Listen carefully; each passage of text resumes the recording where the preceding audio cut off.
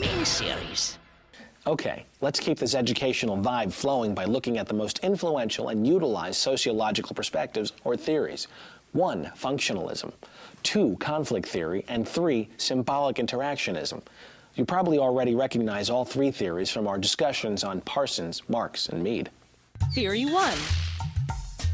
Functionalism.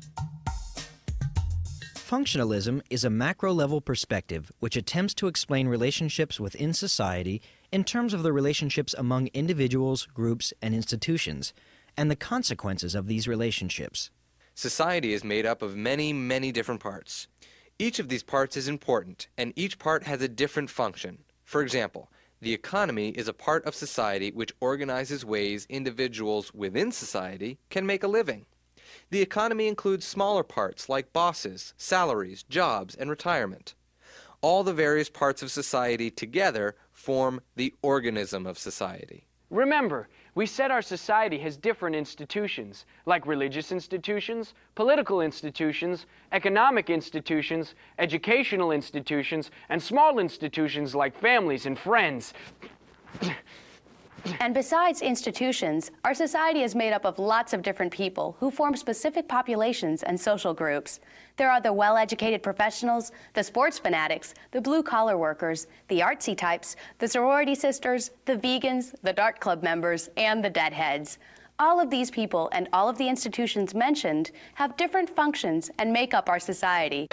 Hence, functionalism concentrates on how each part of society fits with the rest, what each part of society does, and how, if a part of society's functions were to change, this change would affect the rest of society's special little parts. If society's pool of manual labor jobs were to suddenly shrink, millions of blue-collar workers would need to find jobs. So how do these workers find jobs if there aren't any available? Well, because this part of society is suddenly gone, another part of society must compensate for that change. This shift in economy may be offset by changes in education.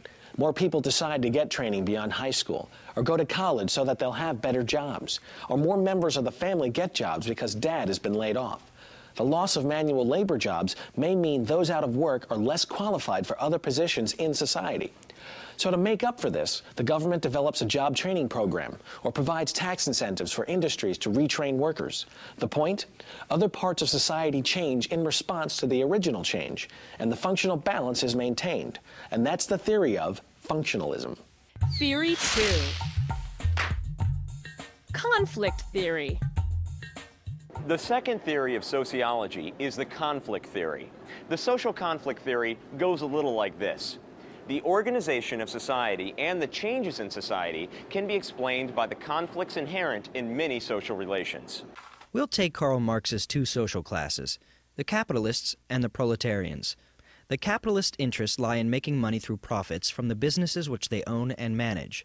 Now, the proletarians' interests lie in their own well-being and their ability to make enough wages to take care of themselves and their families. But there's a conflict here.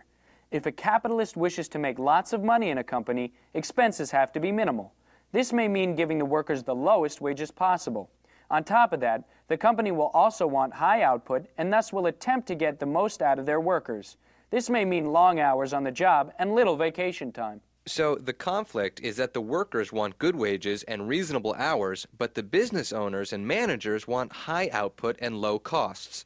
This is just one of many examples of conflict which exist in American society. Theory 3. Symbolic interactionism. Symbolic interactionism is the third main perspective in the field of sociology. Remember, we discussed this perspective briefly during our discussion of George Herbert Mead. But let's get a little bit more nitty-gritty here. Symbolic interactionism is the sociological theory or perspective which asserts that the self and society are built through interactions based on symbols and language. We know that symbols are things that represent something to a human being. A symbol can be a word from a language, a nonverbal gesture like a smile, or a picture. People use symbols to communicate, and symbols may mean different things to different people in our culture and across cultures. So, humans use symbols to interact. Interactions between individuals build groups. Groups make up society. So, in other words, society is the product of the meanings that people give to their situations. Symbolic interactionism asserts that the understanding of symbols makes a social being, and social beings interact to create a society.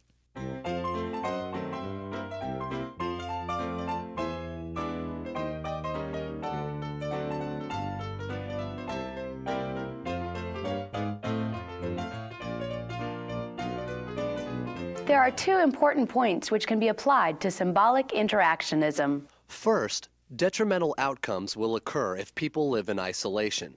Isolation means bluntly alone and consistently cut off from other people. You see, human interaction with one another is what makes people who they are. When two people communicate, they use symbols. One person picks a symbol that they think will communicate something specific to the other person. He then uses that symbol to communicate something to the other person. However, each of these people may not be interpreting the symbol to mean the same thing. It all depends upon what experiences may be tied to the symbol and thus how it is understood.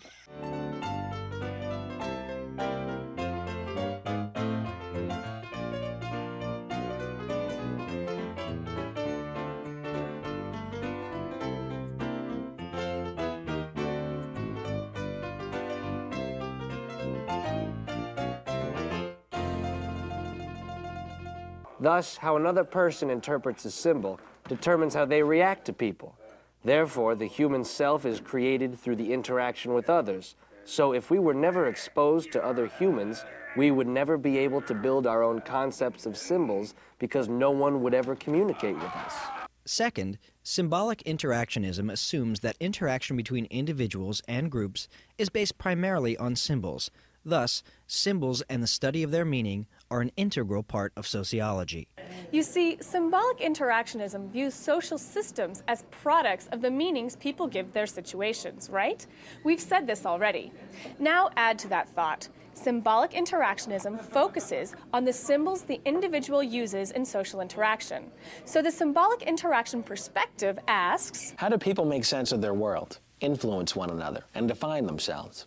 So, in the symbolic interactionist perspective, people interpret their experiences through their daily interactions with others. By examining the symbols used in social interaction, one can better understand the how and why of the social interaction.